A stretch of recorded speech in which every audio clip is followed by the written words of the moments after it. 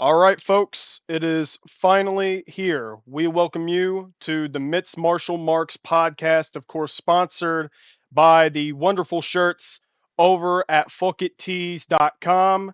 This is going to be a good one. A long time coming doing this podcast, and I'm very happy to have my first guest as well, a good friend of mine, an amateur fighter out of Habersham, Georgia. He's free and free currently as an amateur, and he's still only 23 years old. A lot of time to learn. Number 17 ranked amateur featherweight on Tapology currently. And his last fight was a split decision victory over Darius Napier in 2024 at NFC 164. Folks, this is the wonderful Anthony Angell. Angell, how are you doing, my friend? I'm doing awesome, man. I'm proud to be a part of the Mixed Martial Marks podcast. I love the name, and I'm excited to see where you go with this, man. Thank you, brother. It's always a pleasure. Um, I really don't know where to really start this, except for really talking about your career so far. So obviously, it's almost been 8 years in total since you have been into the fight game. And if I'm correct, it's been about 6 years since you made your amateur MMA debut. That was against Omar Higgins, I believe. And Yes, sir. yeah, and that was very interesting. It's been a long way coming. And honestly, in your opinion, isn't it crazy so far how long you have been going for already in your mixed martial marks, or not mixed martial marks, but arts career? Yeah, I mean, it is crazy how time flies, and I always wanted to get into MMA and start fighting. So when I was very young, so I started training, when I was about 16 years old, right before I turned 17. So like you said, it's been about 8 years or so, and Right. yeah, man, it's been one hell of a journey. I've had a lot of good fights. I haven't come away from any fight with any serious injury or anything, and I've been able to garner a lot of really good experience over these past few years. And I think the one thing that stands out to me from when I started to where MMA as a whole is now is just how much it's evolved, even in the time frame that I started to the point we're at Yes. now in 2025. Right. Yeah, man, and it's like you said, you haven't really had to deal with a lot of major injuries until now. All of a sudden, in 2024, after your split decision win, it really should have been unanimous in my eyes. I watched the fight too with a group of friends, but it really should have been unanimous. And after that, you were planning to get back in there, I believe, in December. Yes, Um, sir. and unfortunately you snapped your ankle. So I really also wanted to ask how that's been holding up. I know you've been going to physical therapy. Yeah, so I kind of had a freak accident occur and had a pretty major injury there outside of fighting, which it's not something I go around and do a whole lot of things other than work and fight and school and whatnot. So it was just so happened that this occurred, but yeah, the injury is, it's healing up day by day. Each day gets a little bit better. They recently, just the other day, actually took me off of the crutches, off of the boot, so I'm now fully walking. That's good. On Yeah, it's a lot of pain. I got to get used to it, and I got to get used to putting full weight on that foot. But as time goes on, it's healing up pretty well, and the doctors did a good job on it, so they're telling me that I'll be able to come back 100%, and that's what I plan on doing in 2025 is getting back in there. Probably will only be able, unfortunately, to get one fight and not be as active as I was hoping for, but Right. it'll be a stepping stone into next year and just getting everything aligned. So, and with the that last fight that you mentioned, back in April of 2024. I had a little bit of a layoff before that too, just personal stuff going on. I'm about to graduate college, so I've had a lot of years of being in school and trying to be a full-time fighter Yes. and work and all that stuff, and it can get in the way. But uh here soon I'll be able to have a lot more freedom to really expand on my MMA career. But that fight right there was, like you said, I don't think anybody thought I lost a round of that fight. Maybe you could have argued a round. I was pretty shocked when the guy said split decision. I was like, "Are you serious?" So, and that was the first time I had ever won a fight by decision too. I normally my other wins come by submission, and Yes. then I had two losses by decision as well. So usually in my career, the way it's looked is I either get you out of there, or I dominate, or the fight wasn't going my way. But overall, man, I've fought some really high level competition. Every guy I've lost to in amateur, the record might not look that great. You look at it and you say 3-3, but amateur is all about getting experience before you turn pro. And Exactly. guy, the guys I fought too, like I've only lost to guys that were amateur champions. One of the guys is in the UFC right now, That's and right. yeah, Malcolm Wellmaker, and he's awaiting his UFC debut, and I'm sure he's gonna do amazing. I knew the night that I fought him in our first exchange of the fight, I went, "Oh, this guy's good," and Yeah. I was like 20 or 19 or 20 or maybe 21, and he was like 27 or something like that, and I could tell he had kind of a similar path as me, where I think he had only lost amateur champions, and then once he started getting a little bit older and he was able to mature into the game, he really found home for what he was doing, and that's kind of been similar to my career, where I've only lost to amateur champs. If you weren't at Hmm. that peak level of the amateur scene, then you weren't getting through me, basically. Yes, I agree with you, man. And I mean, I had to look back at Malcolm Wellmaker's amateur career as well, and I believe it was only a an armbar loss, I believe, in Yeah, the third round. Um, but yeah, I'm glad that you're in good spirits about it. I heard that you had to take about 16 stitches on your ankle. yeah, Um, yeah, so I mean, I'm glad you're in good spirits, and that's absolutely amazing that you're going to be 100%. I hate that you can't be as active right now, but I mean, it's always good to try and build up experience. And hey, I mean, not everybody can be like a Mohammed Mokayev who's undefeated in the amateur scene. You know what I mean? It's always yeah. about building experience in the amateurs, and experience is a wonderful thing. And it's like I said, you're only 23 years old, so you have a lot of time to learn. Absolutely, and that's something I've looked at a lot even when I first started was, well, I really want to take my time to grow before I turn pro, when it all is going to matter a lot. Yeah. And by the time I'm 27 or 28, I'm sure I'll be in a place where I'm very comfortable with my overall skill set, which which I got to experience that in that last fight. It was my sixth amateur fight, so I was a lot more comfortable in the cage than I had been in other fights for sure. And that's just comes from doing it for so long. Each time gets a little bit, you get a little bit more comfortable in that cage. So as time's gone on, I've been able to get a little bit more comfortable in there. And last time, yeah, I felt at home. Well, that is a good thing, man. And honestly, like I said, just a lot of good shit going on for you. And some bad shit as well, of course, with your injury. And I hate to keep going back on the topic about your injury and stuff, but I'm actually very curious what exactly happened that made you snap your ankle, because like you said, it wasn't really a training circumstance. Yeah, no, it wasn't. And I actually, I had been training that whole week. It's funny because we were doing shin conditioning that whole week, and my shins were real banged up. Yes. And I figured, I said, well, I got invited to basically go to a birthday party, and with like a bunch of coworkers, like 20 coworkers, and Right. I it was at a trampoline park.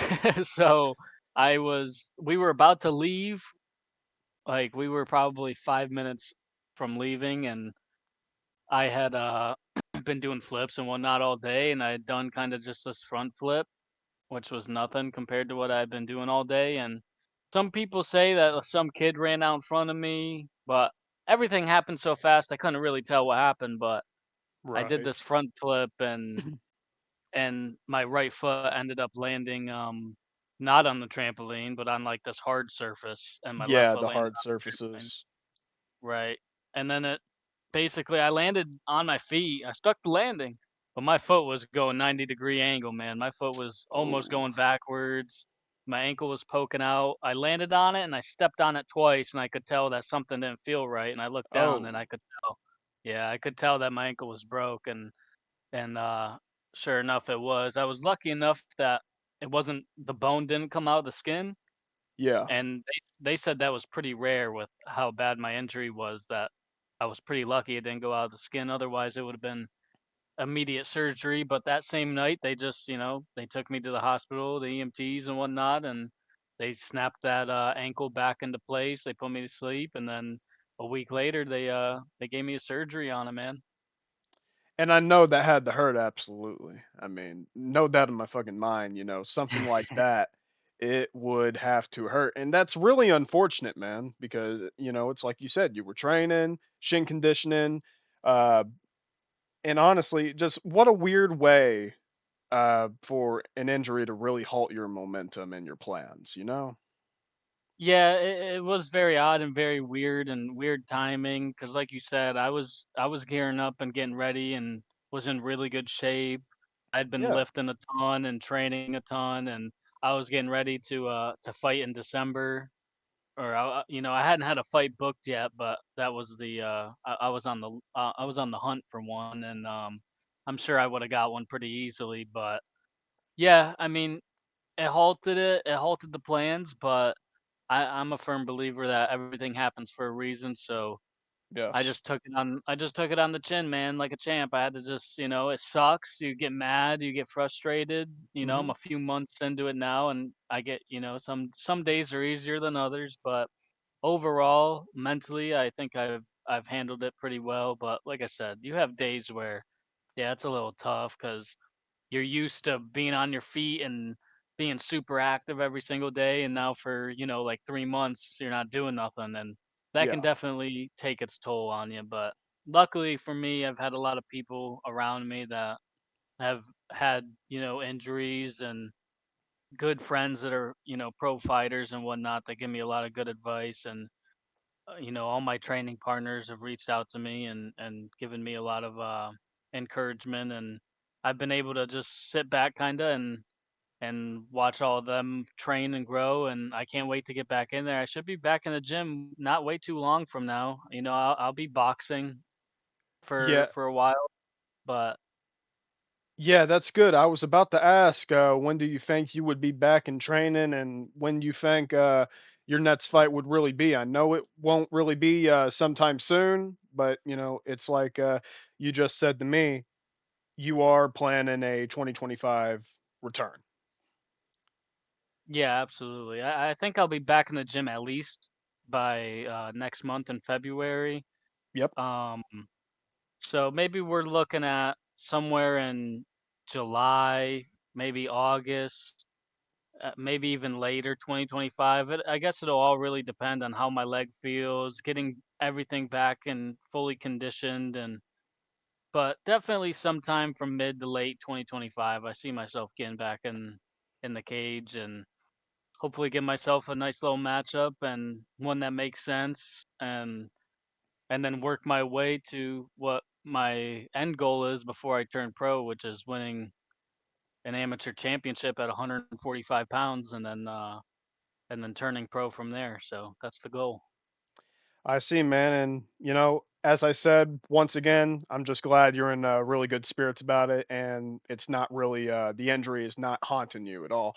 And yeah, I do agree. There are some fights right now that could definitely make some sense. If I'm just going by Tapology, which I really shouldn't, honestly, but there are some good fighters out there, obviously. I don't know who all exactly is in the National Fighting Championship scene.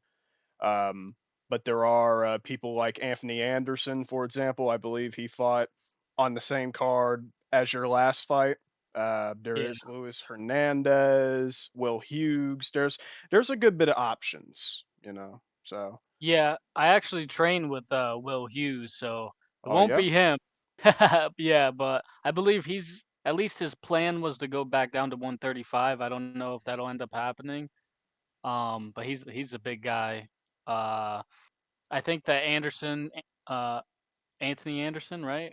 yes, I believe he turned pro or is turning pro now. The Luis Hernandez, okay, yeah, he's Luis Hernandez is the guy that's holding the championship right now, and who knows? By the time a lot of times these guys they win the championship and then they might defend it once or whatnot, and then they turn pro, and so you never know by the time I get back what the scene's gonna look like, and you don't know where all the pieces are gonna fall. right, But I definitely see myself getting at least another fight in there before I start hunting for that title again, because I have had two amateur title fights already. mm-hmm, One at 135 pounds and one at 145 pounds, and I just want to make sure that everything's aligned and I'm in my right place. And as long as I don't have a teammate fighting for that belt or somebody I cross train with, then I'll definitely be looking to get that one. And I'm excited to get back in that position because I've been there already in those 5 round fights, and I like the 5 round fights, and I really want to get back to that spot. And that's always been my goal. I wanted to win two amateur titles. I wanted to go for the 135-pound and the 145-pound. But right, as the years have gone on, I've gotten a little bit too big for 135 pounds. So, if anything, if I do end up trying to do that, it would be 145 and 155. But the goal right now is definitely 145. That last fight, back in April, was actually a catchweight bout, and I figured, man, let me tell you something. This could be pretty interesting as well. okay, I thought that because it was a catchweight of 142 pounds, yes, and I figured, well, that's gonna be easy. It's in between 135 and 145. That should be pretty easy cut for me. And sometimes I walk around like 168, 170, 165, usually right, somewhere in that range. And I can get down to the low 150s pretty good and then cut from there. And man, I think I was about 153 or 154 pounds the night before my weigh-ins for 142, and I go to do my cut, and I get them first 5 pounds off pretty nice. But mm-hmm, man, those last bunch of pounds, dude, that was a struggle. And I was like, wow, I can't believe how hard this is for me to make 142 pounds when just a few years ago I was, had 3 fights at 135. And right, it's just part of that thing too when you're young and you're still growing and you're getting bigger and now it's harder to make that weight. But mm-hmm, I'm pretty happy with how I'm kind of filling out the 145-pound weight class. I think even that's going to be a pretty tough weight cut for me in the future, compared to before. And yeah, man, them weight cuts are no joke, dude. I had to go. I think I was cutting weight for 5 hours the day before the weigh-ins, and then the gym I was using the sauna at like closed at something like 10 p.m. And yeah, I had to wake back up in the morning at 5 a.m. and go back and cut like another 5 or 6 pounds, and it was brutal, man. But I eventually made it. And when I got to the scales, it's you never know what you're gonna get when you get to the scales too. And yeah, I've only ever fought with the NFC, but I know it's like this, especially with regional promotions and stuff. You don't know how their scale is gonna be. It could be heavy, it could be lighter. I've gone to scales where I was a whole pound lighter than what my scale, which I know is accurate, was saying. And this last time, the scale was heavy for everybody. Everybody was heavier than what they thought they were. And I was like, yeah, I was scared before I got on the scale. And sure enough, I got on the scale. It said I was a whole pound over. And they had like portable saunas there. And I'm like, dude, I'm not getting back in the sauna. I am drained. You know what I mean? And so yes, I ended up doing the little, I had to get naked, so I took off my socks and I took off my underwear, and sure enough, it took off an entire pound, and I was right on weight. And I was like, yeah. well, I was about to say, man, maybe you had to use the old fucking DC technique, pulling down the towel. I was scared because the commission's right there, but I didn't do it because I figured, well, even if I take all this off, at least it'll give me maybe half a pound. I was Right. shocked. It took off a whole pound, so I might be using the towel a lot more from here on out. Yeah, that is probably the smarter way to go. But yeah, man, I couldn't remember exactly. I think you showed us a picture from your weight cut. You looked horrible. I will be honest. You looked horrible. You looked like a skeleton. I couldn't remember if that was for that fight right there that you just explained with that weight cut story, or if it was at 135. Because I couldn't remember exactly if you did actually fight at 135, but then I remembered you also fought Aries Fight Series, former Aries Fight Series bantamweight champion Earl McKinney. Yes, Was sir. that fight over at bantamweight, or was that also a featherweight fight? Yeah, that one was at bantamweight. So my first fight, my debut, was at a featherweight, 145 pounds, and Yes. that was a pretty easy cut for me at the time when I was 18. I maybe only got up to like 160, so it was pretty easy for me. And I was like, well, I wrestled in high school at 138 pounds and 145 pounds, so I know I could make that 135. And with that extra, Yeah. basically entire day of rehydration, I was pretty confident with it. So then my very next fight there with Earl McKinney, yeah, that was at 135 pounds, and then I had two more fights at 135 pounds after that, and I've always made weight. I pride myself on that. And, I don't like guys that miss weight. I think I can understand it, but I just don't like it. You shouldn't sign a contract for weight if you can't make it, and Yeah. that's why I won't sign one for 135 pounds. I was offered a fight at 135, and I told him no, I can't make that no more. So bump me up. And so after my fight with Malcolm Wellmaker there, that's when I ended up going back up to 145 pounds, and I had a title fight there. And then after that was my catch weight, this last one in April. And so I've had really two fights at 145, three fights at 135, and one catch weight at 142. So from here on out, it's definitely 145. And that return to 145 was against Nima, right? Yes, Nima Changizi for the amateur Yes. championship. And that Right. was a very unique training camp for me too.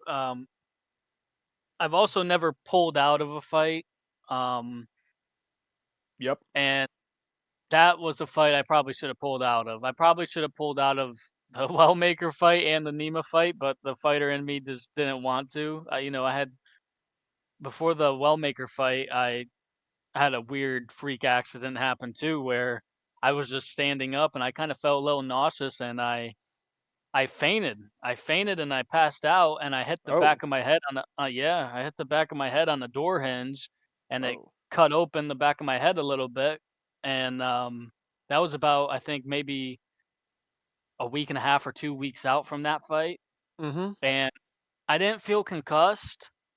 So I just went back to training and I didn't spar and I just cut my weight, and then I fought Malcolm and I felt good. Before I went out there, I felt really good. So I don't put any of that on there, but the smart move probably would have been to, not fight. Right. But like I said, the fighter in me just wanted to. And then the Nima fight, you know, and Nima's got a great pace. He has amazing cardio and he puts a very high pace on you, and he's very well rounded. And Right. what happened with that one wasn't anything physical, but more mental.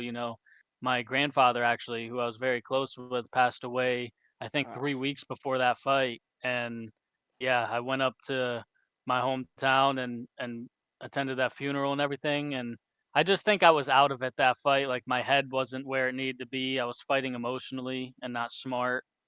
But that's all part of the learning experience of amateur, of having to go through stuff in real life and then getting in the cage. And but it was still all credit to him. He fought a super smart technical fight and was able to get the win over me. And uh but experiences like those, I also credit to just having the experience I have today. So when I went into my last fight, and I had a I would say kind of a minor injury, nothing nothing too bad. Mhm. I was just more comfortable because mentally I was a little bit more prepared because of the other things I had been through and the other fights I had been in. And but that's the things that people, outside of the fight don't see looking in. People just see what happens with the fighters in the cage, and I'm sure they had stuff Yes. going on too. You know what I mean? That's why I Right. don't take anything away from the performances of what happened. But the smarter move probably would have been to to back out of those fights. But I'm happy I didn't because, like I said, I got to gain a lot of experience from those and mentally strengthen myself. And that's good, man. That is very good. Um, Now with the Malcolm Wellmaker fight, I mean, obviously, when you have certain losses, or at least I want to believe when a fighter has certain losses, they uh they always try to look back and they try to see what kind of errors they made and etc. Things like that. I wanted to also ask with the Malcolm Wellmaker fight, and now where Malcolm is in his career, about to have his MMA debut sometime this year, or not his MMA debut, but his UFC debut. Uh, Right. do you feel like now that motivates you even more, seeing where Wellmaker has ended up in his career? Yeah, absolutely. It lets me know I can hang with the top dogs, even if I'm outskilled at that time, which I was. I was outskilled against Wellmaker at that time. He had a lot more experience than me. Hmm. He by far was probably the favorite going into the fight. I think I've only maybe been the favorite, realistically on paper in 2 of my 6 fights. But there was a lot of experience I gained from that, a lot of lessons I learned from how I performed, what I did. I think I fought a little too eager in that one. Right. Um, and when I take that and I look back at like my last fight, I think I was able to control what I wanted to do, hide some techniques that, not show them everything that I wanna use in Hmm. that first round. Where with Wellmaker, it was a pretty wrestler versus striker fight. He Yes. has a great striking background, and I had a pretty good wrestling background, and I kinda came out and showed him everything I was going for. But yeah, he was slick, man. He was fast, and that's what he likes. Wellmaker likes you coming after him, and if I had some expertise to give to anybody that's gonna go in there and fight Malcolm, it's to you know, don't charge at him, because he's a great counter striker. I think the best bet to go against him is to draw out some of his attacks and make him the aggressor. Because what I've noticed is in a lot of his fights, he counter strikes people beautifully. His Yes. grappling's improved a ton. And in that fight, honestly, uh, it was a first round TKO loss for me right at the bell, right at the buzzer. And I thought it was a pretty bad stoppage, but the truth is, at that time, I mean, he was probably going to get that win over me no matter what happened right there. So, uh, looking back at it, I'm not too mad because I got to take less damage than, what could have been. Yes. But I was able to take him down, I think maybe 3 times, and, just being able to have that experience to know, "Oh, okay, I can take down some high level guys." So that alone gives me some confidence, against the top dogs. Where last one of the last questions about Malcolm Wellmaker, because I obviously want to keep moving on. Um, as of right now, seeing what he has been able to do, where exactly do you think his career will end up? Do you see him possibly becoming a future UFC champion? What exactly do you think is going to happen in the career of Malcolm Wellmaker? Yeah, no, I think he has so much room for growth, and Yes. at 135 pounds, he's pretty long and big for that weight class too, Hmm. and I think, yeah, without a doubt, I see him becoming a top contender in that division. I think, the hardest guys are going to be really strong wrestlers for him. Um, but if he can, and it all depends on how you get matched up too. I think you're in for a rough night if you're going to go in there and try to strike with that guy, as we saw in the contender series. So I, Oh I do yeah. think. I do think he has a very high probability to be a top 10 fighter and to be a world champion someday. Yeah. Well, as I said, man, I always love the humbleness of fighters. Uh, and yeah, man, it's like you said, you come from a wrestling background, like you said, with the Malcolm Wellmaker fight. It was kind of like a striker versus grappler showdown. And Right.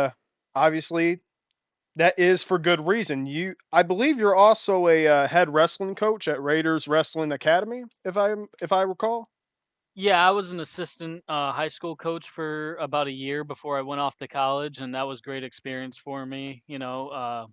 My head coach from high school asked me, he was like, "Hey, you want to come back and coach?" And I was like, "Absolutely," because I didn't know what my plans were outside of just working and fighting. I didn't really have plans to go to school yet, and it just turned out really well. So he helped me get my coaching license, and that was great experience for me to be able to coach that. At the same time, I was coaching kids MMA at the gym I was at too, so I was Yeah. very busy with coaching, and I really enjoyed that a lot.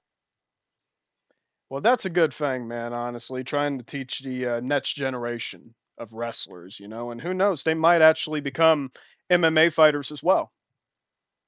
Yeah, actually, one kid I did coach, he had his first Muay Thai fight not way too long ago, and Oh, really? yeah, and I was pretty excited to watch that because I was like, okay, well, this will be interesting. And being like you said, being able to see that and inspire some of them, because back when I was in high school, I, you know, our coach went around the room and asked, "Hey," to each guy that was new there, why did you join wrestling? And I told him, I want to be a fighter. I want to be an MMA fighter. And my gym told me the best thing I can do is go wrestle while I can. So I had 2 years of high school wrestling experience. I did pretty damn well for that short amount of time. Hmm. And at that time, nobody else in the room or people at that time were thinking about doing MMA. They had their own reasons for why they were wrestling, and that was Yes. my entire purpose for wrestling. So I kind of like seeing how the newer generations of kids, a lot of them get into wrestling for mixed martial arts these days, and I like to think, it's not like I'm the first guy that did that, but I like to think that I had some kind of influence on the kids around me, at least at that time. And it's always good to be an inspiration. Uh, there's been a plenty good bit of wrestlers from Georgia, obviously, who became MMA fighters. One of them that really stand out to me is Ken Shamrock. Ken Shamrock Yes, is a big one. Cole Miller is also another one. Just right, good fighters overall. Even Anthony Rumble Johnson was a very underrated wrestler with heavy hands, and we know who Rumble Johnson is. He's just a badass guy. God rest his soul. right.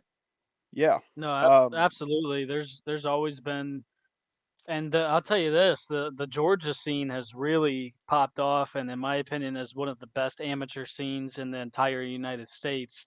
And that's really grown, I would say, in the last like 5 years. When I started, it was a little bit more less known, but you have so many guys going to the UFC now out of the NFC and out of Georgia or out of maybe some other southern regional promotions, and it's very nice to see all the improvements that everybody's been making and putting Atlanta on the map a little bit. yeah, man. That's actually really awesome. You even got people from around me, for example, like Dre Miley, for example. He's a Tennessee fighter. He went up to NFC over there in Georgia and had a few fights, I believe. It's not just the Georgia fighters going into the NFC and trying to improve and get experience, but it's really a whole lot of the states, man. It's incredible. Yeah, absolutely. Like you said, the Dre Miley from over in that region, and I've known him for a long time. I know right now, like some guys, what's his name? They call him Baby Goose, Reese Oh, Watkins, I think yes, is. Baby Goose, Baby Goose. Yeah, I've seen him He's a few times. yeah, he's a bad man. He's pretty nice with it, and I He's a know he's had a lot of. powerhouse. Oh yeah, I think I remember seeing his debut and as an amateur, and I was like, yeah, this he's got a lot of potential. And now I know he's been over there training with like Sean Strickland. You had Carl Williams, who I Yes. believe he got cut from the UFC. I think pretty unjustly because he was he was 3-1 record, but yeah, he actually made his amateur debut on the same night I did. I believe it was his debut. I know we shared the same locker room, and that was pretty cool to see. Just people that you're familiar with making it to the top of the line. You know. Yeah, man, and I had to check real quick about it, but his only loss in the UFC was against Denise, Joanna Denise. So I Yeah. mean, and honestly, that fight right there, it kind of aged well for him because we know Denise is an absolute killer, and now he's about to fight Vitor Petrino, and I like that fight a lot. I think that's a very good fight. Uh, and yeah, you're right. It is Reese Watkins, baby goose, man. He's a killer. Oh yeah, yeah. He's gonna be in the UFC for sure. Absolutely. I cannot wait to see him in the UFC. Yeah, me as well. I also wanted to touch up on something that I thought was really cool, man, and it was actually in training, man, because if I'm correct here, from what I heard and what I've seen, you've actually trained with Tyron Woodley before as well. Yeah, Woodley came out for one of my camps at a gym I used to be at, and I got, man, probably like 2 or 3 hours of experience with him, and a lot of it was one on one. He seemed to be a really awesome guy, and he was showing me a lot of awesome techniques that he has used over the years, and yeah, he was awesome, man. He was a great guy to train with. I've trained with him. I've trained with Vince St. Preux, Oh yeah, um, that's cool. and yeah, Vince. Yeah, well, Vince St. Preux is a really humble guy, very nice guy, and yeah, Tyron Woodley, he was amazing to train with, dude. I was super happy to be able to get experience with a guy like that. You know, one of the greatest welterweight champions of all time. You know, Absolutely. he's right up there. You know, with it's in my opinion, it's like GSP, and then you have like Usman and Woodley. Those are the top three, and yeah, that was amazing experience, and he was a really cool guy. Yeah, that's honestly a respectful top three welterweight champs of all time. I like that a lot. Tyron Woodley, man, a lot of people really seem to forget Tyron Woodley and what he really did as a whole in his career, and really for all of MMA in general, uh, mainly due to his downfall. He's a very underappreciated athlete now. No, absolutely, and at the time, I believe he actually won the championship in Atlanta too against Robbie Lawler. And I remember thinking at the time, oh, this is going to be the guy that takes Robbie out just because he had such hard hitting power and just the way Robbie fought. I thought it was a bad matchup for Robbie, and Right. that ended up being the case. But yeah, Woodley, his career is. You look back at his career in the UFC, it was tremendous. Fighters have their downfalls, especially when they stay in it too long. Mm-hmm. And but you can't discredit anything that Woodley was able to do in his prime as a top guy. I'm sure he could still do some really good work. It's just once you're kind of out of that mode of once you've reached the mountaintop, it's hard for guys to climb that back up. Yeah, man, and that's obviously, unfortunately, just a lot of just a big downfall from Grace, and I mean, no one would have expected it with someone like Tyron Woodley because he had an exciting reign. Those fights with Stephen Wonderboy Thompson, what he did to Darren Till, he ruined Darren Till in Yeah, general. Uh, Damian Maya, of course, and I mean, even before he fought Robbie Lawler, man, he fought killers like Jake Shields, Carlos Condit, Josh Koscheck. Rory McDonald's a big one. Kelvin Gastelum. Uh, yeah, no, Paul Daly. It's just no one would expect someone like that fighting these guys and having amazing performances against most of them to have a vicious downfall like that. yeah, and who knows what was going on too? Potentially in his personal life and potential injuries and whatnot, and just getting older in the fight game. But yeah, it's you don't expect to see it, but it seems to happen with so many guys. I mean, look at Tony Ferguson, right? It's Oh like, yeah. wow, wow. I mean, one fight can really change your entire career, and we've seen that so many times, man. but it doesn't take away at all from all their great accomplishments, you know. And sometimes I think the fans, especially the newer fans that maybe became fans after their their long reigns and their primes, kind of fail to appreciate what they did for the sport and the levels, because like you just mentioned, all those names that Tyron Woodley fought, that's generations of fighters he went through, man. You Yep. know, we're talking about Koscheck Daly, Carlos Condit, and then going in and fighting, Damian Maya when he was going on his spree, Stephen Thompson when he was coming up, and then a prospect at the time that was undefeated like Darren Till. A lot of people thought Darren Till was going to go in there and beat him, and he ran right through him. Yeah, man. I mean, from what I remembered, that was Tyron Woodley's. That was his first Bravo choke as well. He's had a few submissions here and there, but he hasn't had a submission victory at that time since like 2009, I believe. Yeah, it'd been a long time since he had had a submission. He was knocking everybody out, but yeah, he dropped him big with that right hand, went right into that Darce choke, Bravo choke, and yeah, that's my favorite choke as well. Yeah, man. It's just like I said, man. No one would have expected that from Tyron Woodley. Uh, Right. if anything, a lot of people would just expect him to just viciously knock him out. No one was expecting some kind of choke from Tyron Woodley. Yes, looked like Darren Till wasn't expecting it either, and Oh yeah, he said definitely not. he set it up really well because he was framing. I remember he was framing his face and hitting him with like elbows and ground and pound, and Till was trying to get that underhook, so he just snuck that Darce choke right in, and man, that's a tight choke because that choke will cut off the blood and it'll cut off the trachea, and yeah, you'll That's go to right. sleep fast.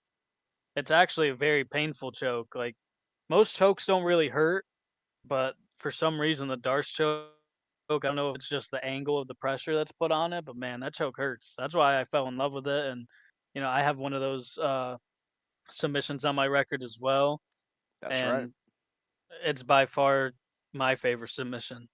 Yeah, I was about to say that was against Jordan Haywood.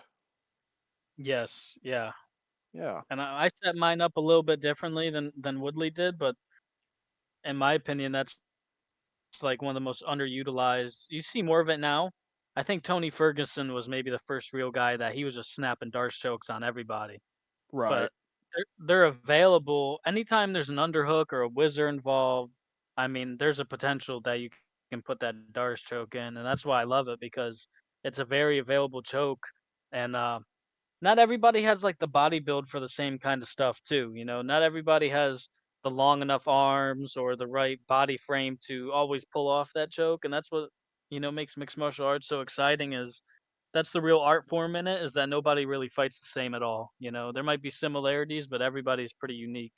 And that's what's really lovely about it because obviously you're mixing the martial arts and everybody comes in with their own style. It's not like the early days of UFC anymore, but seeing how everybody has really grown and has learned pretty much everything there is to learn about mixed martial arts and the styles. Of course, obviously wrestling, jujitsu, boxing, kickboxing, Muay Thai, just so many styles, and it's just a lovely thing, man. And that's why we really love the sport of mixed martial arts. And it's just the fact that anything can happen at any time. If you make one mistake, just a fraction of a mistake, you could get sparked. That's what's lovely about it. Anyone can beat everyone in it, and that's why I really love the sport. Yeah, absolutely, and that's why I've seen so many big upsets. And like you said, you make the slightest mistake, or it may not even be a full mistake. Like it's a game of inches. You might throw something, damn near perfect to your technique, but you just miss, or you just tilt your head just at the right time and you get clipped by something. I mean, it really is a game of inches, man. And that's why I love the upsetters too. I love the underdogs, and one of them that really comes to mind, that will always come to mind. He's also very underappreciated, pioneer, and he honestly he really saved the UFC along with Tito Ortiz and Ken Shamrock. I would have to say Forrest Griffin. You know, Yeah. Forrest Griffin was a huge underdog, and his leg kicks, man, he was fucking vicious. He was always Yeah. good. He had great rivalries. He saved the UFC, in my opinion. Yeah, I think Dana White would agree with you on that. His fight with Stephan Bonner at the Ultimate Fighter finale. I mean, that fight brought so many eyes to the UFC and brought it up a level. You know, each time it seems throughout the generations, there's somebody that brings the UFC and MMA as a whole just up another level. You know, you had Forrest Griffin and Stephan Bonner were a huge part of that. You know, Yeah. great Hoist Gracie before them was a huge part of the pioneering of MMA. And then you have people like Ronda Rousey for women's MMA, and Hmm. you look at the growth since she's, had her reign, and it's like you have to give props to Ronda Rousey. And then, obviously somebody like Conor McGregor, which inspired so many fighters. And Yes. you look at the growth of MMA after like Conor McGregor and the style changes and then the counters to all the styles. Like we've seen the influence of calf kicks. We saw how Habib influenced the cage wrestling and handcuffing the opponents and that's something I love about MMA is every few years there's like a new technique that everybody's using because it kind of starts to suppress a lot of other techniques and then a Yep. counter comes out for it, and in my opinion now, you have the calf kicks, but I actually think in comparison to a few years back they're becoming a little bit less important. Not that they're not important, but people are starting to find more counters and eventually there will be another technique that is just, the hot one of that time period. Yeah, calf kicks are always been weird, and from what I remember, one of the first people to really do that is Benson Henderson, obviously. Yeah. Um, and it's really weird, man. A lot of people might be doing it wrong. I don't know, because it's like unless you're going shin to shin with the opponent, right? And Yeah. you're basically trying to throw at this certain target the weakest part of your leg, trying to clash in with also the weakest part of their leg, just basically shin to Right. shin. Um, a lot of people try to get the upper calf, and then that's where sometimes we see a whole lot of leg injuries and leg breaks because Yep. you're throwing the smallest part and the weakest part of your leg against the strongest and biggest part of their leg. And I feel like that's an interesting mistake that a lot of people actually make. Yeah, and the calf kick is a hard kick to land because like you said, if it's angled not if you don't have the angle for it, you're gonna go shin to shin. And we've Yes. seen leg breaks happen like that with regular checks and whatnot. And it's much easier to kick the thigh, but it's Hmm. much more devastating to kick the calf.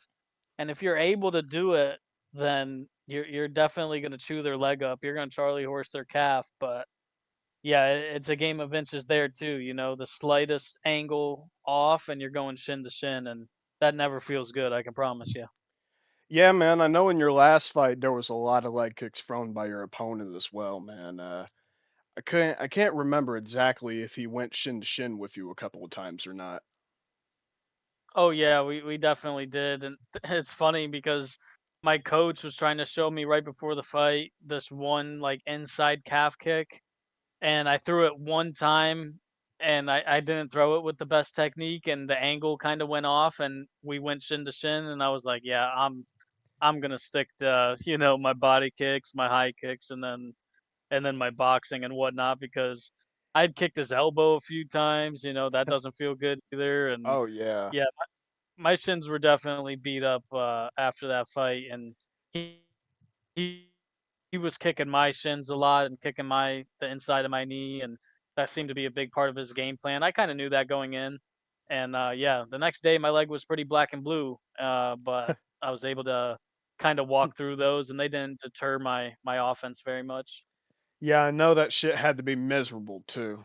I mean, just like taking a leg kick in general has to be fucking miserable, no matter who you're fighting. Yeah, that's something that you feel the most. Like, you don't feel a lot with all the adrenaline going on in the cage, but you definitely feel the leg kicks. And especially as the rounds are going on, you can Hmm. feel your leg getting rubbery, you can feel it getting tired, the lactic acid building in it. And a lot of MMA is poker facing, all those guys are poker facing in there. They're all getting hurt, but they're acting like they're not, and that's just part of the game, and that's something I had to do. Every time he would kick my leg, I would kind of like taunt him a little bit, or there was a few times where I checked the kicks pretty well, and I knew it kind of hurt his shin, and he would like smile, and I was like, "Oh, I got you there." And I was Yeah, hoping that one of them would. I was hoping that one of the checks would deter him from throwing the kicks, but he kept going to him, and that was something I was working on a lot after that camp was just you know, fixing up how I checked kicks a little bit better and angling my checks a little bit better to deter some of those low kicks. yeah, man. I don't know, dude. I mean, just them leg kicks in general, it's a miserable thing. And I think Tony once before, he fought a opponent and he went shin to shin with him. And I mean, it hurts you too. It hurts you too. It hurts the thrower. Um, Absolutely. it's just it's like a high risk, high reward situation. But, like I said, we've seen a lot of leg breaks because of this and because of certain checks and counters to him, obviously. Anderson Silva, obviously, Chris Weidman. There's there's been a whole lot, dude. I mean, and it's just a brutal thing to witness seeing a shin basically snap in half and seeing the leg go the other way, man. It's frightening. Yeah, Weidman's was really bad. I remember he like stepped on it and oh yeah, that was rough. But and Yeah. I also noticed a lot of times those leg breaks from the kicks are happening from the open stance where a guy switches southpaw and throws a hard inside low kick. And that's what I noticed. A lot of times they're from the inside low kick and not the Yeah. outside low kick. And not to say it can't happen from an outside low kick. I'm sure it has, but the instances that I remember seeing it a lot was typically a southpaw throwing an inside low kick because Weidman went southpaw, I believe, when he threw that at Uriah Hall, and Mhm. Yep. and yeah, man, that's definitely a devastating injury. And my injury was pretty similar to that, except it didn't happen from throwing a kick, but uh that's something that has encouraged me, seeing somebody like Weidman or Silva come back after that kind of leg break and come back and start throwing kicks with that leg, you know what I mean? So that Yeah. that definitely inspires me a bit, especially, they were in their 40s too by the time they came back and were a lot older and, you know, thankfully my injury happened while I was real young and can recover faster and get that leg back to normal. Yep, you're absolutely right about that. And I mean, Chris Weidman, I will always have respect for Chris Weidman. What he was able to do and even come back from it. That's that is BMF shit right there, honestly. He is a badass motherfucker. Yeah, And, unfortunately, I hate to see him in this downfall that he has had that started with Luke Rockhold. But I mean, he's always fought killers. Every single fight of right. his has pretty much almost went well, other than, Eric Anders, Brad Tavares, and Uriah Hall. I mean, you had Dominic Reyes, who went on to fight for the title in this next fight. You had, of course, Right. Jacare Souza, Gegard Mousasi, Yoel Romero. I mean, just these were always killers. He has been fighting so many killers since like 2011 when he joined the UFC. It's crazy to see how far that he has fallen. And, like you said, you also mentioned Holly, or not Holly Holm, but Ronda Rousey, obviously, with Holly Holm and Amanda Nunes, which are not bad losses at all, obviously. Um, Right. but one person I would have to say that is super underappreciated, and that's pretty much due to his downfall, is BJ Penn. All right. BJ Yeah. Penn, one of my favorite fighters of all time, uh, welterweight champion, lightweight champion, fought killers, really truly made the lightweight division to what it Yep. is now, and pretty much saved the lightweight division. So I really do have to thank BJ Penn for that, because now lightweight is one of the greatest divisions that we have ever had, and it has been like that for maybe about 5 years now. Yeah, them, in my opinion, the best weight classes are always between about 135 and 155 Yes, because I do too.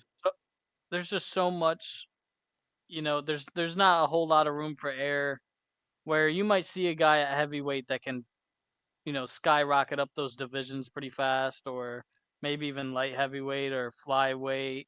But once you start getting in those middle weight ranges, I mean, most people weigh between, most likely like 140 to maybe 170 pounds, and so most of your fighters, I'm sure there's more fighters in those weight classes, which just makes the competition that much even more incredible and hard to get through because there's so many people in those weight classes where there's not as many heavyweights, there's not as many flyweights around the world as there are featherweights, lightweights, welterweights, and Hmm. bantamweights.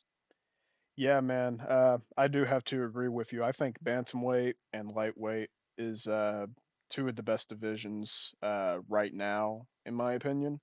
I honestly think bantamweight kind of has the edge. I feel like, I don't know, it's the most equal blend of skill and speed, and I love fast-paced fights, man. And bantamweights, they always deliver with that.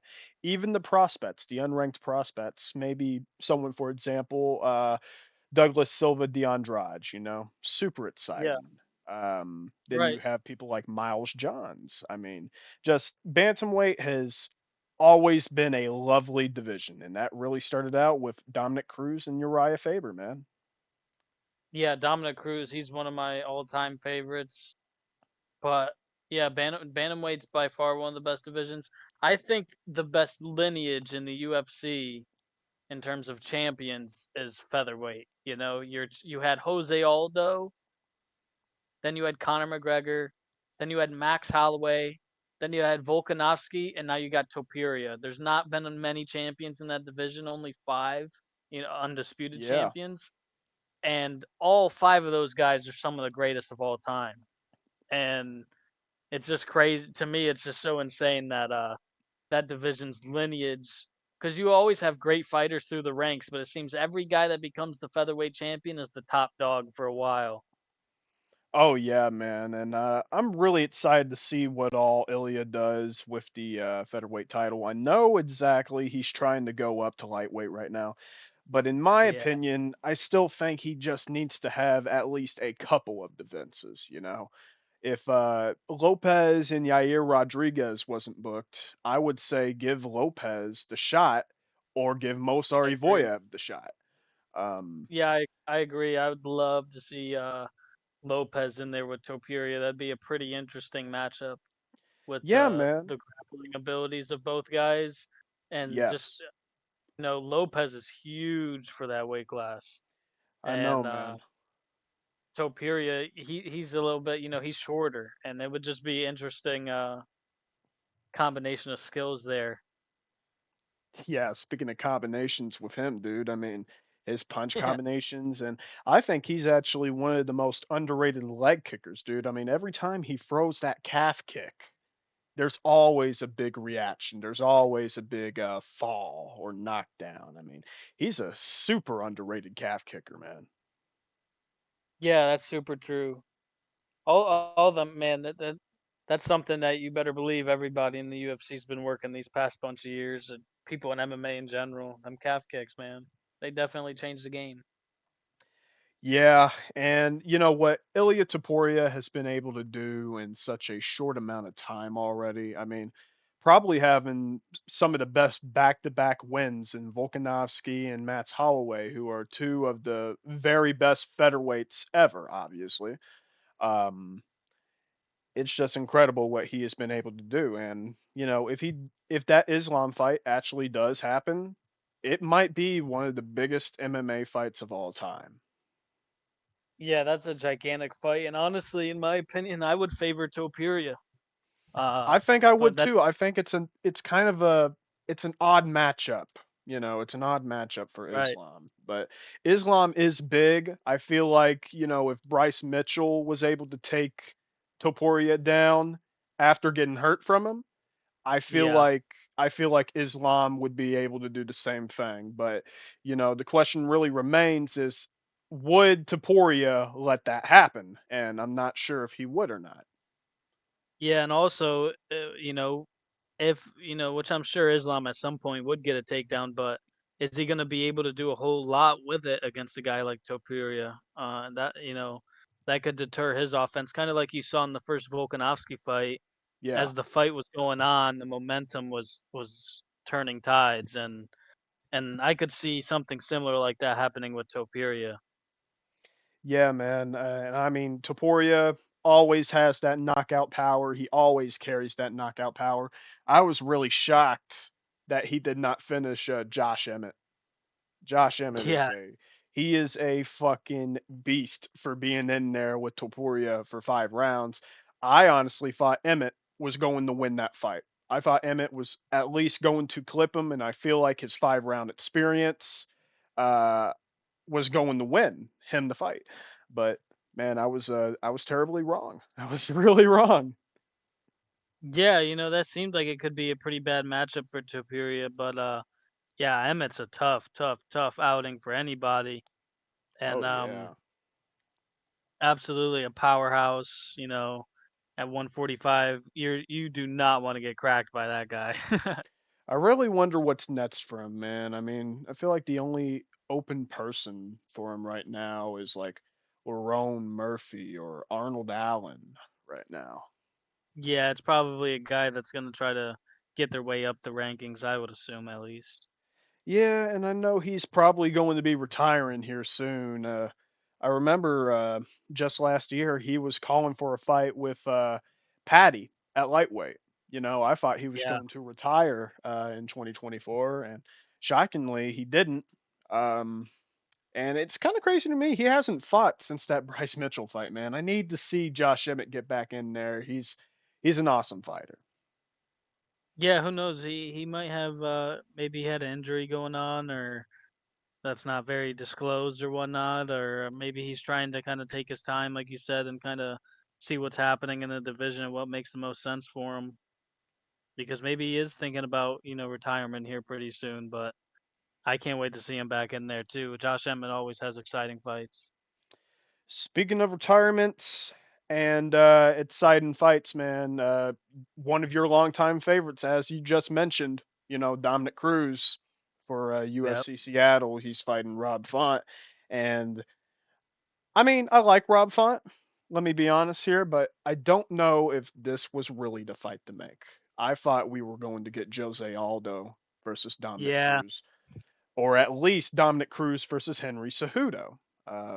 But I don't know, man. I would have really loved to see Jose Aldo versus Dominic Cruz.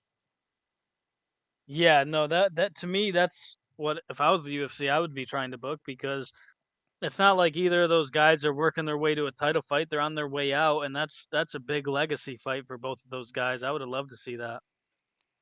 Yeah, man. There's always been a lot of dream fights, and man, I got some weird ones. I feel like Boss Rudin versus Mirko Krokop would have been one of the best heavyweight striking fights ever. Oh yeah, I yeah, mean, that would just have been a good one. the master of the liver shots versus the master of the head shots. I mean, body kicks versus high kicks. It would have been a lovely thing. And both guys super underrated on the ground too, obviously. Um, but that's a really good fight, in my opinion.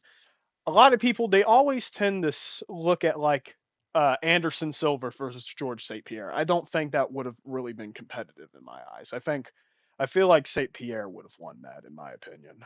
Um, Yeah, yeah, people are kind of split on a lot of those ones at the time. GSP and Anderson, or Anderson and Jones. It would have been awesome to see some of them ones.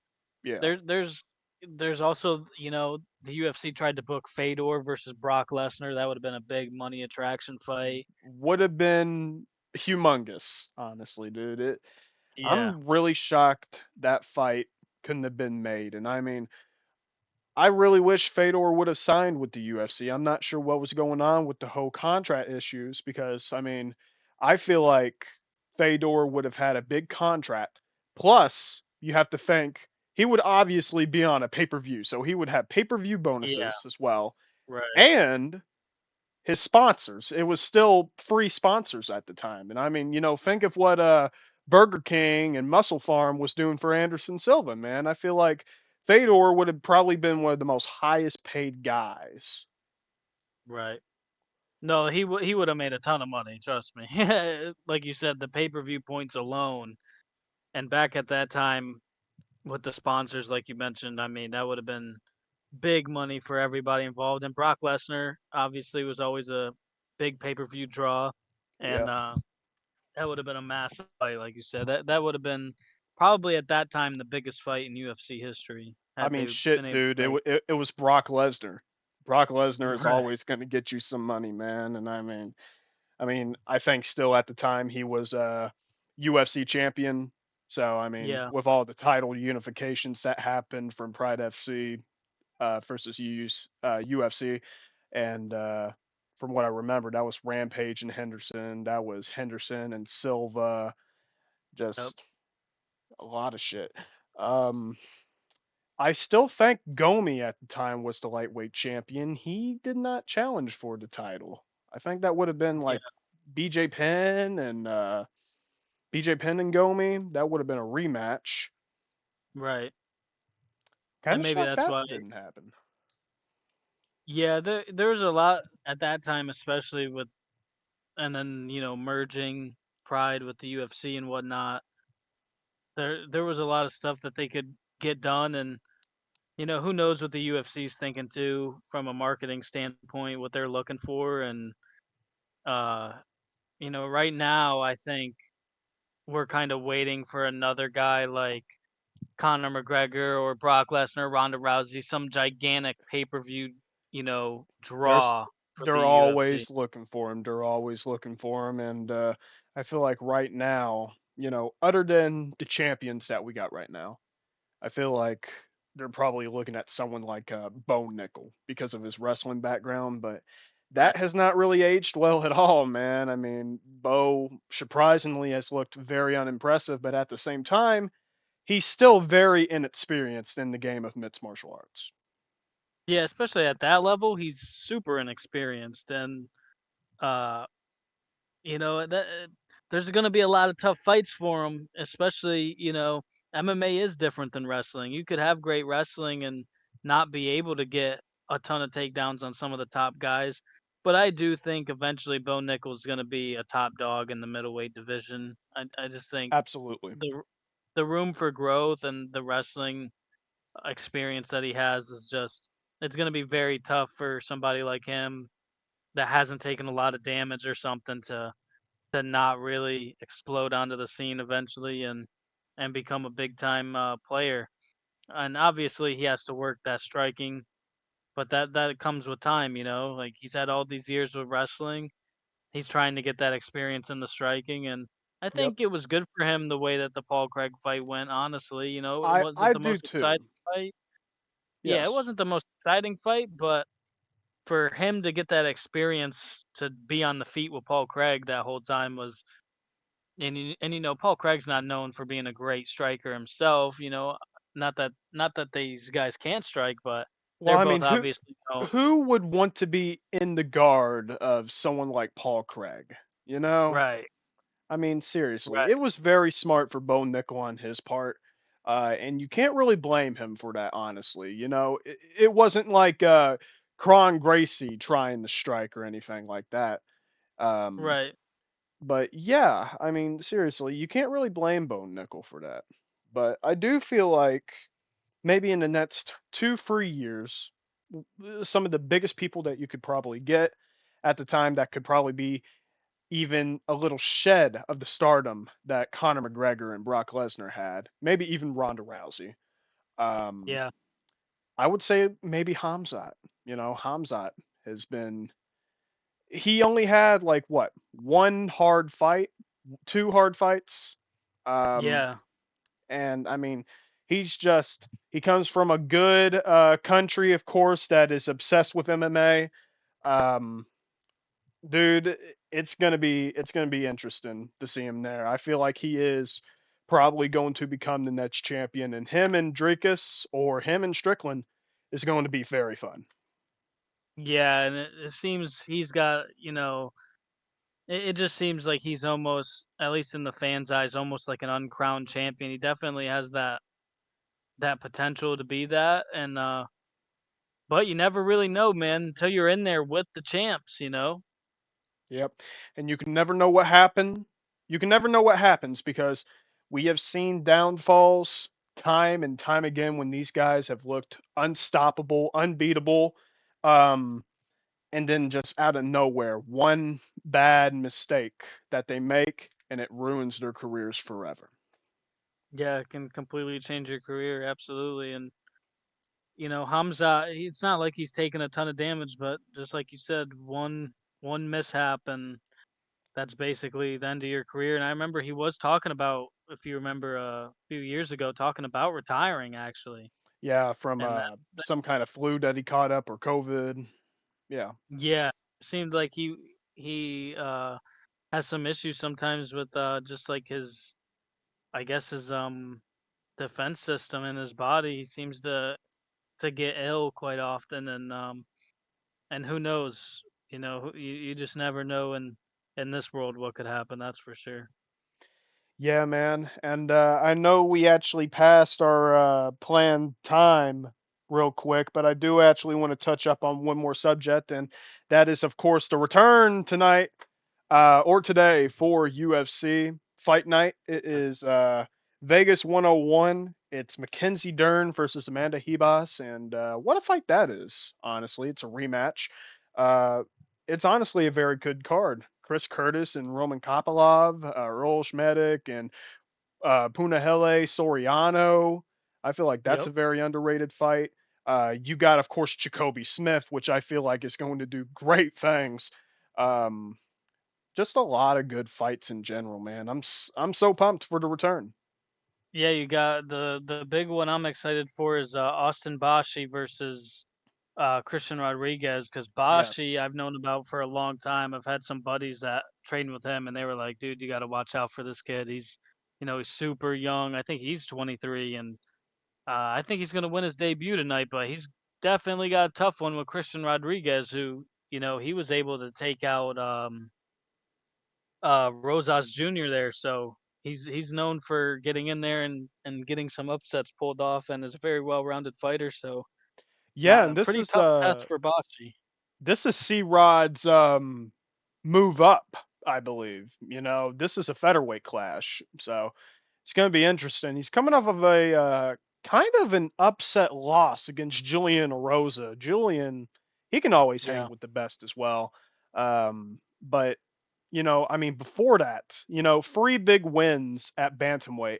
That was against, of course, Raul Rosas Jr., and he shut down his hype completely in 2023.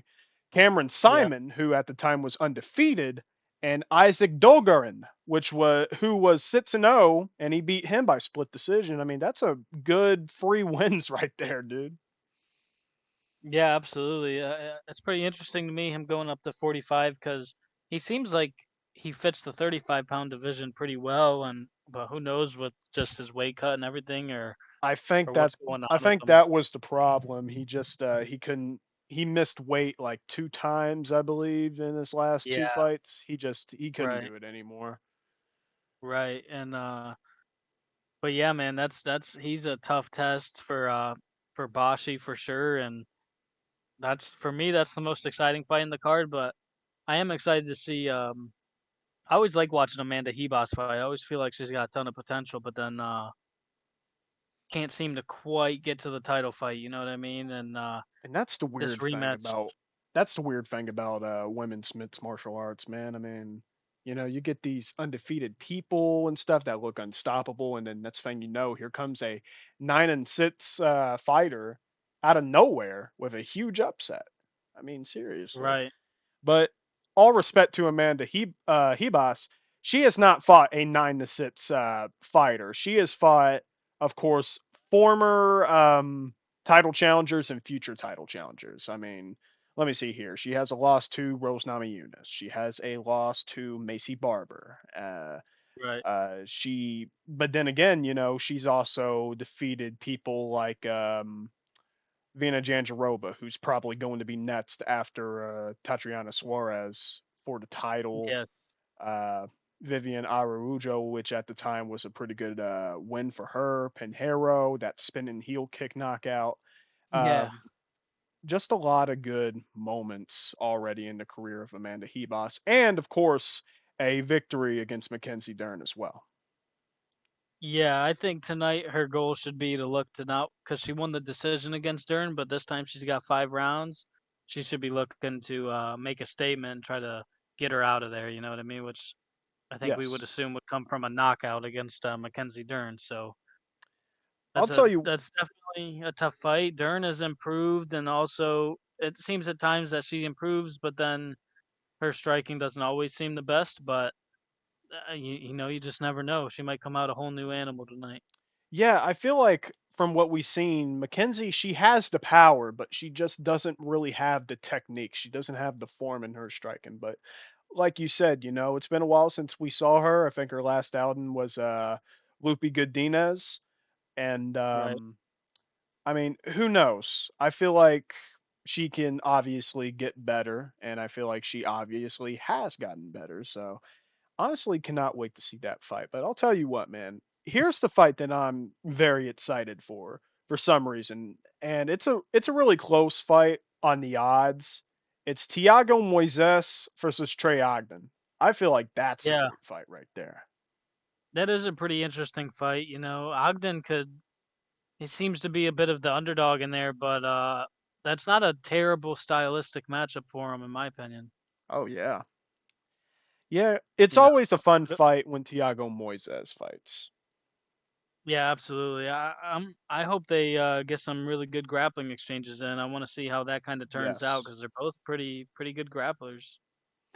Yeah, man. I just can't wait for it. And I mean, like I said, I can't wait for Jacoby Smith. That guy is a great wrestler. I remember his Contender Series fight and those unique Yep. takedowns that he was throwing, dude. I mean, it was just awesome. It was. Yeah. But but Preston Parsons, he's no joke. And No. I mean, obviously, a lot of people are looking at Chris Curtis and Roman Kopylov as well. Yeah, that should be a fun striking affair right there. Yeah, man. Absolutely. It's gonna be a great card. Do you have any predictions for the card tonight? Oh man, let me think. I am gonna go with Hebos by I think a TKO in the main event. Okay. Um, there's also that Cesar Almeida versus Abdul Razik. I think Cesar Almeida's, Abdul Razik would be smart to grapple him, but I kind of feel like Cesar Almeida will get the knockout in that one. I And I'm feel gonna like predict Austin Bashi to beat Christian Rodriguez by decision. it's gonna be interesting, man. And with that Abdul fight, man, I mean, his literal nickname is Judo Thunder. I feel like he would be very stupid not to use the judo, um, Yeah, especially with how we saw Cesar Almeida in that fight with Roman Kopylov, man. I mean, just the takedowns were on point for Kopylov. I feel like Abdul can really take over with that. I also have Amanda Hebos winning against Mackenzie Dern. As much as I like Mackenzie Dern, I feel like Santiago Ponzinibbio should be able to win against Carlston Harris. I yeah, I do have Abdul Razak Al Hassan.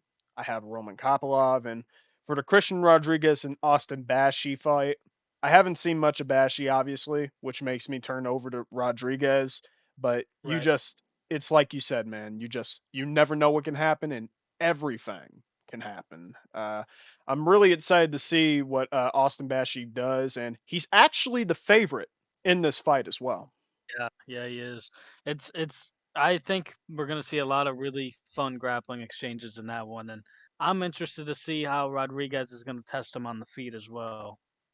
Yeah, man, I can't wait. Well, uh, it's been an hour and almost 20 minutes, man. And we obviously got some things to do. We got about 30 minutes until the fights start. I do obviously want to thank you for joining me on the podcast, man, and helping me get this show on the road. Do you have anything that you want to say to the fans before we head off? Man, I just hope everybody's excited for these UFC fights because they starved us Yeah. here these these last few weeks.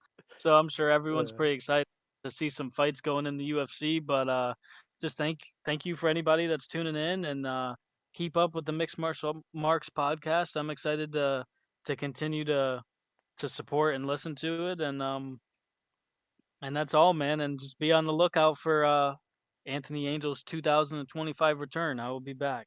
Hell yeah, brother! I cannot wait to see you fight again.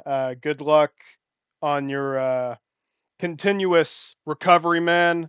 Always, it's always really good to have you on here, man, and just talk with you about your career. So really, thank you for doing this with me, man. It's always an honor to talk to you. Yeah, man, I appreciate the support and the platform that you allowed me to have today. I was very excited to be on this, man. And like I said, I'm excited to see where you go with this in the future and new people that you have on and topics that you discuss, man. It's always a pleasure. Well, thank you so much, man, for joining me on the podcast. Cannot wait to see you once again, and who knows, maybe we'll do another episode sometime. Yeah, absolutely. All right, man. Well, like I said, good luck on this 2025 run. And to everyone watching this right now, thank you so much. And tune in for the second episode. We will be talking with our good friend, me and Anthony's good friend, Roland Mizell, of course, from Germany. He's a devastating striker. His highlights are incredible, and I cannot wait to talk to him as well. So I hope you guys also enjoy the fights that will be happening today. And this is a wrap. This is a wrap up for the Mitts Martial Marks podcast, of course, sponsored by Fuck It Tees. Thank you guys so much. And this is Jacob Chaney and Anthony Angell signing off. Thank you so much. See you guys.